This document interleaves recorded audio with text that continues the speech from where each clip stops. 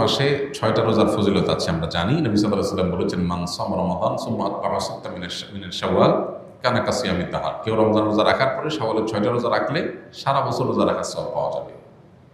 অনেকে এটাকে ব্যাখ্যা করেন এইভাবে যে আল্লাহ তাআলা যে কোনো আমলের 10 গুণ বাড়িয়ে দেন, কোনো কোনো ক্ষেত্রে 700 গুণ আরও বেশি পরিমাণ দেন অনেকে। তো রোজা রাখার ক্ষেত্রে আমরা রমজানের রোজা রাখছি 30টা, আর শাওয়ালে যদি 6টা রাখি তাহলে হবে 36টা। এই 36কে যদি আপনি 10 দিয়ে গুণ দেন কত হবে? 360।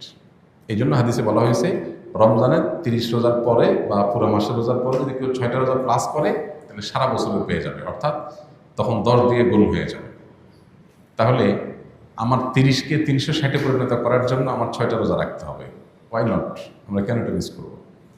এটা চেষ্টা করা দরকার। এই 6টা রোজা একসাথে রাখা কোনো জরুরি না, যার যেভাবে খুশি ভেঙে ভেঙে রাখতে পারে। কারণ ছুটির দিন শনিবার শুক্রবার